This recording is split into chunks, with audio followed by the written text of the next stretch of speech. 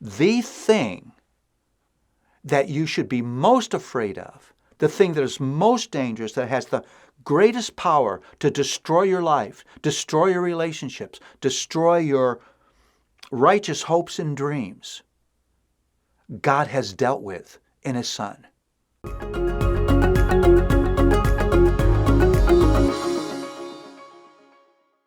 Well, I live here in Center City, just in walking distance from the studio, and I live in a building that was a former garment factory, and it's now turned into lofts.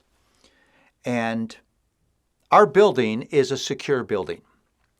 You just can't get into this building without a key fob, without a cell phone app, or without a code.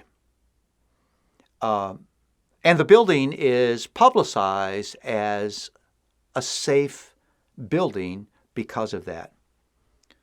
So I want to ask and address the question from 1 Peter, where is security to be found? Where is true human safety to be found?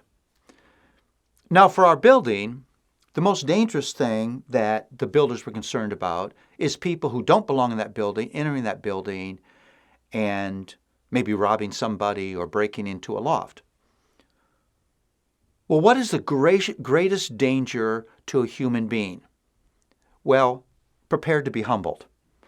The greatest dangers in life don't exist outside of you. If the greatest dangers in life existed outside of you, all you would need to do is change locations to a safer place. Quit hanging around with those unsafe people. But the Bible teaches us that the greatest danger in human life lives inside of me, not outside of me. It's this thing called sin. Because sin is always destructive, it's always deceptive, and it ultimately leads to death. But here's the good news. Although sin is a thing we should be deathly afraid of, the house of God is a secure building. Let me read for you. He was foreknown before the foundation of the world, but was made manifest in this last times for the sake of you, who through him are believers in God, who raised him from the dead and gave him glory, so that your faith and hope are in God. Now, what Peter is saying is, the thing that you should be most afraid of, the thing that is most dangerous, that has the greatest power to destroy your life, destroy your relationships, destroy your righteous hopes and dreams, God has dealt with in His Son.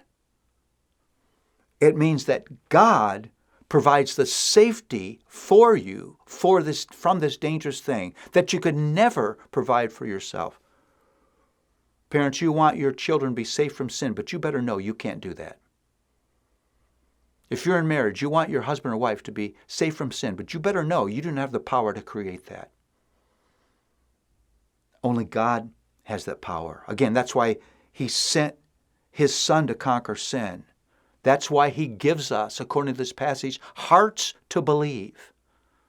It's not natural for me to believe. God's got to provide intervention. I need grace to believe in grace.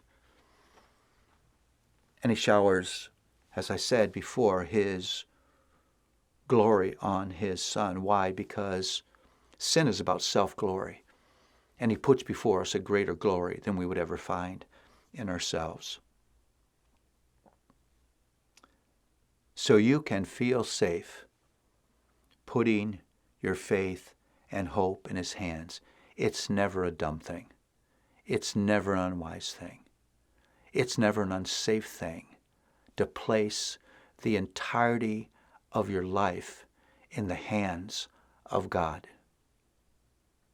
Because the house of God is the world's most secure building. All of His ways are right and true. Everything He asks of you is good. Everything He promises you is the best. Everything He delivers you from is the worst.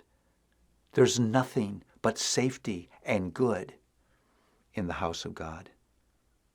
Living in God's house is by far the safest place on earth.